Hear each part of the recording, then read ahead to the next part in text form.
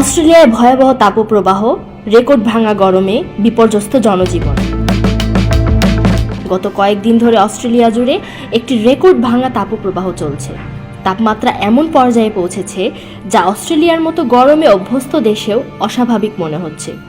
এই তাপ শুধু সংবাদ শিরোনামেই সীমাবদ্ধ নয়, বরং মানুষের জীবনে গভীর ক্ষত রেখে যাচ্ছে। অস্ট্রেলিয়ায় গরম নতুন কিছু নয়, মানুষ সাধারণত এর জন্য প্রস্তুত থাকে, কিন্তু এবারে তাপপ্রবাহের সঙ্গে সঙ্গে ভয়াবহ বন আগুন ছড়িয়ে পড়ছে।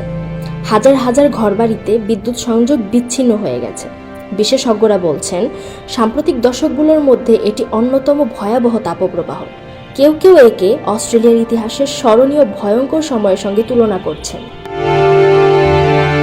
আবহাওয়া দপ্তরের তথ্য অনুযায়ী পশ্চিম অস্ট্রেলিয়ার অভ্যন্তরীণ অঞ্চল থেকে তৈরি হওয়া এক বিশাল উষ্ণ বায়ুস্তর ধীরে ধীরে পূর্ব দিকে অগ্রসর হওয়ায় এই প্রচণ্ড তাপ ছড়িয়ে পড়েছে। এর ফলে জরুরি সেবাগুলো চরম চাপে পড়েছে।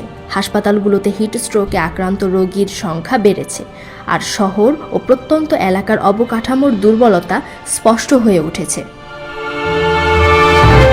অস্ট্রেলিয়ার দক্ষিণ পূর্বাঞ্চলের কিছু এলাকায় টানা 5 দিনেরও বেশি সময় ধরে তীব্র তাপ চলছে। দেশের দ্বিতীয় সর্বাধিক জনবহুল রাজ্য ভিক্টোরিয়া সবচেয়ে বেশি ক্ষতিগ্রস্ত হয়েছে। জরুরি ব্যবস্থাপনা কর্মকর্তারা জানিয়েছেন, 2009 সালের ভয়াবহ ব্ল্যাক স্যাটারডে বন আগুনের পর এটি রাজ্যের সবচেয়ে ভয়ঙ্কর তাপপ্রবাহ। এই সময় 173 জন মানুষ প্রাণ হারিয়েছিলেন।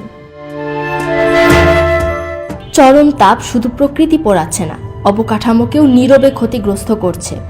শীতলীকরণ যন্ত্রের অতিরিক্ত ব্যবহারে বিদ্যুৎ ব্যবস্থা প্রায় সীমায় পৌঁছে গেছে। যেসব পরিবার বিদ্যুৎহীন অবস্থায় আছে, তাদের কাছে এই গরম আরও বেশি অসহনীয় হয়ে উঠেছে। একই সঙ্গে ভিক্টোরিয়া জুড়ে একাধিক বন আগুন ছড়িয়ে পড়েছে। রেকর্ড ভাঙা তাপমাত্রার কারণে দমকল বাহিনী আগুন নিয়ন্ত্রণে কঠিন লড়াই চালিয়ে যাচ্ছে।